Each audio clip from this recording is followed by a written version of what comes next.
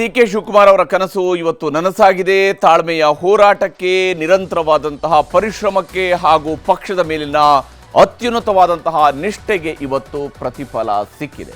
ಆ ಗಳಿಗೆಗೆ ಮುಹೂರ್ತ ಕೂಡ ನಿಗದಿಯಾಗಿದೆ.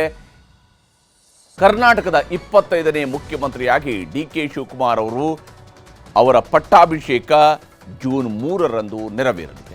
ವಿಧಾನಸೌಧದಲ್ಲಿ CLP ಮುಗಿತಾ ಇದ್ದಂತೆಯೇ ಅಲ್ಲಿಂದ ನೇರವಾಗಿ ನಾಯಕರುಗಳು ಲೋಕಭವನಕ್ಕೆ ಹೋದರು. ಒಂದೇ ಕಾರಲ್ಲಿ ಹಂಗಾಮಿ ಮುಖ್ಯಮಂತ್ರಿ ಸಿದ್ದರಾಮಯ್ಯ ಹಾಗೂ ಭಾವಿ ಮುಖ್ಯಮಂತ್ರಿ ಡಿ.ಕೆ. ಶಿವಕುಮಾರ್ ಲೋಕಭವನಕ್ಕೆ ಹೋದರು.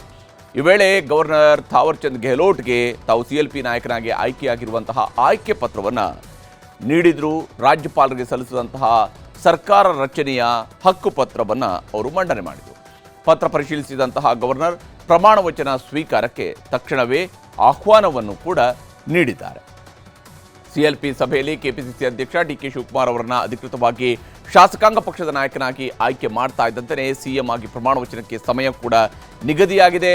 ಜೂನ್ 3ರ ಬುಧವಾರ ಸಂಜೆ 4:05 ರಾಜ್ಯದ ಹೊಸ ಮುಖ್ಯಮಂತ್ರಿಯಾಗಿ ಡಿ.ಕೆ. ಶಿವಕುಮಾರ್ ಅವರು ಪ್ರಮಾಣ ವಚನವನ್ನು ಸ್ವೀಕರಿಸಲಿದ್ದಾರೆ. ರಾಜಭವನದ ಗ್ಲಾಸ್ ಹೌಸ್ನಲ್ಲೇ ಪ್ರಮಾಣ ವಚನ ಸ್ವೀಕಾರ ಸಮಾರಂಭ ನಡೆಯಲಿದೆ.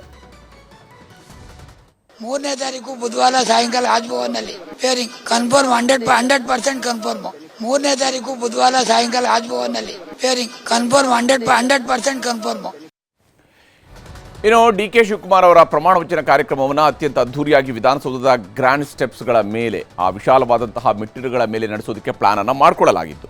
ಜನರನ್ನು ಕರೆತರೋದಕ್ಕೆ ರಾಜ್ಯದ ವಿವಿಧ ಭಾಗಗಳಿಂದ ಸುಮಾರು 10ರಿಂದ 15 ಸಾವಿರ ಬಸ್ಗಳನ್ನು ಕೂಡ ವ್ಯವಸ್ಥೆ ಮಾಡೋದ್ರ ಕಡೆಯೂ ಕೂಡ ಚರ್ಚೆಗಳು ನಡೀತಾ ಇದ್ವು. ಆದರೆ ಇಂಧನ ಬಿಕ್ಕಟ್ಟು ಮತ್ತು ಬೆಂಗಳೂರಿನಲ್ಲಿ ಸಂಚಾರ ದಟ್ಟಣೆಯನ್ನು ಗಮನದಲ್ಲಿಟ್ಟುಕೊಂಡು ಯಾವುದೇ ಆಡಂಬರ ಇಲ್ಲದೆ ಕಾರ್ಯಕ್ರಮವನ್ನು ನಡೆಸೋದಕ್ಕೆ ನಿರ್ಧಾರವನ್ನು ಶಿವಕುಮಾರ್ ಅವರು ಕೈಗೊಂಡಿದ್ದಾರೆ. ಒಂದು ಒಳ್ಳೆ ಅಡ್ಮಿನಿಸ್ಟ್ರೇಷನ್ ಎಲ್ಲ ಕೊಟ್ಟು ಅದನ್ನು ಮುಂದುವರಿಸಿಕೊಂಡು ಡಿ.ಕೆ. ಶಿವಕುಮಾರ್ ಅವರು ಕೂಡ ಅದೇ ರೀತಿಯಲ್ಲಿ ಒಳ್ಳೆ ಆಡಳಿತನ ಇವತ್ತು ಕರ್ನಾಟಕದ ಜನಕ್ಕೆ ಖುಷಿಯಾಗೋ ರೀತಿಯಲ್ಲಿ, ಸಂತೋಷ ಆಗೋ ರೀತಿಯಲ್ಲಿ ತಗೋಬೇಕು ಅನ್ನೋದು ನಮ್ಮೆಲ್ಲರ ಪಕ್ಷದ ಉದ್ದೇಶ ಆಗಿರೋದ್ರಿಂದ ನಾವು ಈ ಥರ ಇದನ್ನು ಸಿಂಪಲ್ ಆಗಿ ತಗೋಬೇಕು ಅನ್ನೋ ಒಂದು ಡೈರೆಕ್ಷನ್ನ ನಾವು ಇವ್ರಿಗೆ ಪಕ್ಷದಿಂದ ಇವತ್ತು ತೀರ್ಮಾನ ಮಾಡಿದ್ವಿ. ಇನ್ನೊಂದೇನು ಈಗ ಆಲ್ರೆಡಿ ತೀರ್ಮಾನ ಮಾಡಿದ್ವಿ ಪಕ್ಷದಿಂದ ಅಂತ ಅಂದರೆ, ಈ ಪ್ರಮಾಣ ವಚನ ಸ್ವೀಕಾರ ಮಾಡಿದ ನಂತರ ಆಯಾ ಜಿಲ್ಲೆಗಳಿಗೇ ಮುಖ್ಯಮಂತ್ರಿಗಳು, ಹೊಸ ಮುಖ್ಯಮಂತ್ರಿಗಳು ಹೋಗುವಂಥದ್ದು ಕಾರ್ಯಕ್ರಮ. ಜಿಲ್ಲಾ ಹೆಡ್ ಕ್ವಾರ್ಟರ್ಸಲ್ಲಿ ಅಲ್ಲೇ ಒಂದು ಹೋಗಿ ಕಾರ್ಯಕರ್ತರದ್ದು ಮತ್ತು ಜನಗಳದ್ದು ಆಶೀರ್ವಾದ ತಗೊಳ್ಳುವಂಥ ಕೆಲಸನೂ ಕೂಡ ಮಾಡಬೇಕು ಅಂತ ಡಿಸೈಡ್ ಮಾಡಿದ್ದಾರೆ. ಹೀಗೆ ಇಡೀ ರಾಜ್ಯದ ಯಾತ್ರೆಯನ್ನು ಶಿವಕುಮಾರ್ ಅವರು ನಡೆಸ್ತಾರೆ.